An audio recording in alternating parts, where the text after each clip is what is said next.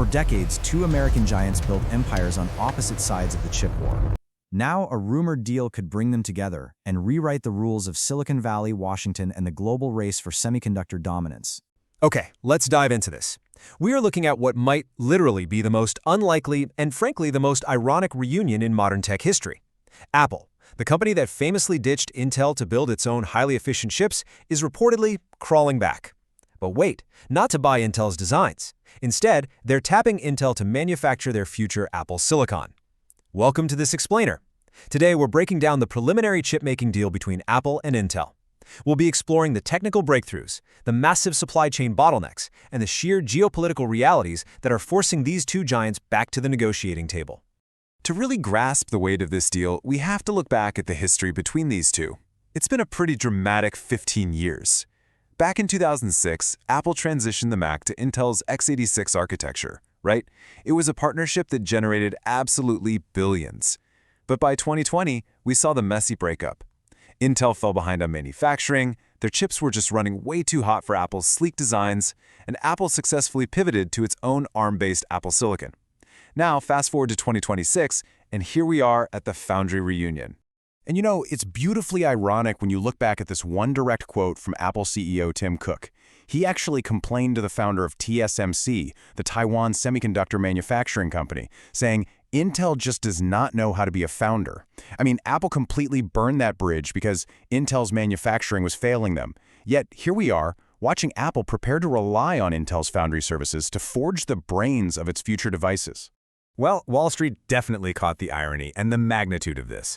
When news of this preliminary deal broke, Intel's stock absolutely skyrocketed. It shot up 19% in a single day, hitting a fresh all-time high of $126.23. To put that into perspective, that eclipses Intel's absolute peak during the dot-com bubble back in the year 2000. It's a massive validation of Intel's turnaround strategy. But you've got to wonder, why is Apple doing this? What actually changed? Let's move to Section 1, the TSMC bottleneck. To understand Apple's motivation here, we have to look at the core problem. Apple isn't just choosing to leave TSMC, they are basically being forced to look for a second source because the landscape has fundamentally shifted right beneath their feet. Think about the current demands on the global supply chain. On one side, you have Apple producing highly efficient consumer chips for iPhones, iPads, and MacBooks. On the other side, you have massive, incredibly high-margin AI chips being designed by the likes of NVIDIA and AMD. These AI accelerators are physically huge, meaning they eat up a tremendous amount of silicon wafer space. And that leads to a pretty harsh reality. TSMC simply does not have enough capacity for everyone. Their most advanced N2 and N3 manufacturing nodes, they are fully booked well into 2027. In fact, NVIDIA actually overtook Apple as TSMC's biggest customer last year. Because these AI chips command massive profit margins, companies like NVIDIA, AMD, and Broadcom can essentially just outbid Apple for manufacturing priority, so Apple is facing a very real risk of being squeezed out of the most advanced nodes precisely when they need them the most to power their own local AI initiatives. They desperately need a viable alternative. Which brings us to Section 2, Intel's technical comeback. Now, what's really interesting here is that Intel hasn't just been sitting idle. This potential deal is built squarely on their new 18A process node, which introduces two massive technical breakthroughs. The first is RibbonFET, so this is Intel's version of a gate-all-around transistor architecture. Instead of the old FinFET design where the gate sits on three sides of the channel, RibbonFET wraps the gate entirely around silicon ribbons. Without getting totally bogged down in the deep physics, what you really need to take away from this is that it drastically reduces current leakage. For Apple, reducing leakage is absolutely vital.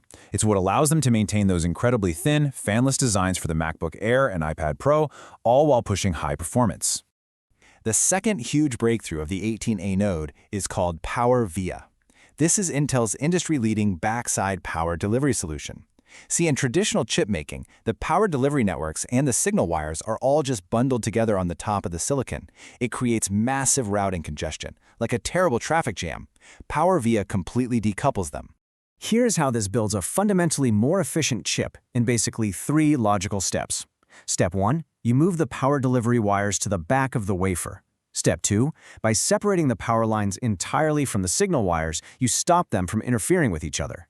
And step 3, this completely eliminates traditional voltage drop, which allows data to reach the transistors way faster. Crucially, it also frees up a ton of space on the front of the chip for the actual logic processing. And the tangible result of PowerVia? It's staggering. It allows for a massive 30% increase in transistor density right on the front of the chip. That is a generational leap in how much computing power you can pack into a given space.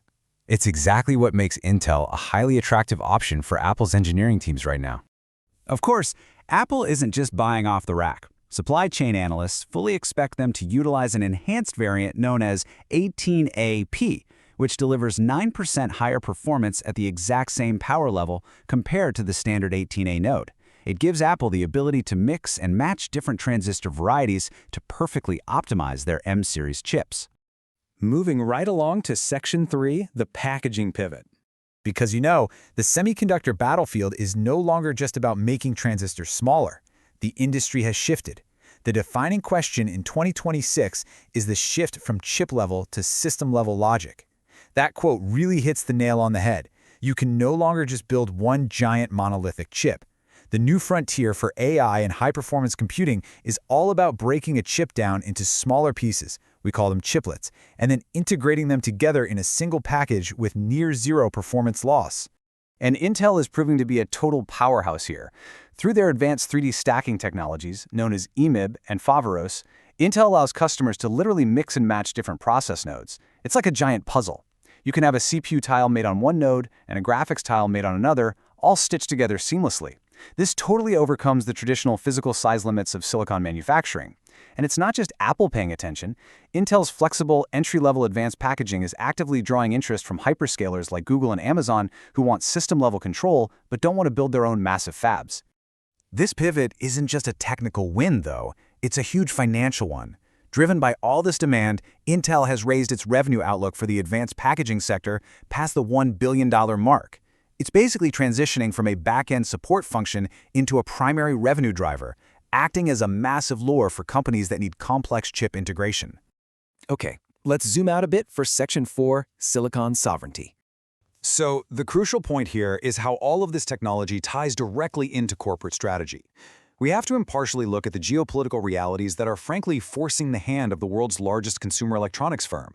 If Apple remains exclusively with TSMC, they face a very high concentration risk with their entire leading-edge supply chain located in Taiwan. By implementing an Intel dual-source strategy instead, Apple drastically lowers its risk. They get a diversified, secure supply chain rooted right in the United States, specifically in Arizona. And Intel's domestic push is getting heavy support at the national level.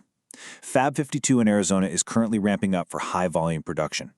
The U.S. government has deemed Intel an essential national security asset, awarding them $3 billion in funding for military chips, and importantly, taking a 9.9% equity stake in the business worth nearly $9 billion. Regardless of politics, from a purely strategic standpoint, these investments aim to protect the digital supply chain and secure it against potential foreign manipulation or disruption down the road. And this brings us to what you really need to take away from this explainer. This preliminary 18A deal means that the phrase Apple Silicon Made in America is no longer just a political aspiration. It's not just a catchy marketing slogan.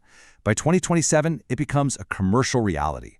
Future Macs and iPads will literally have their brains forged on American soil, utilizing some of the most advanced transistor architectures in the world. Which leaves us with a massive question looking forward. For years, TSMC has operated in a league of its own. But with Apple officially diversifying its supply chain and Intel proving its technical chops with RibbonFET and PowerVia, does this newly forged American duopoly mark the beginning of the end for TSMC's undisputed global dominance? It is a fascinating semiconductor war, and we will absolutely be watching exactly how this unfolds. Thanks for joining me on this explainer, and keep learning. If this deal goes through, it's not just about chips, it's about who controls the future of American technology. Subscribe to stay ahead of every move in the semiconductor story that's reshaping the world.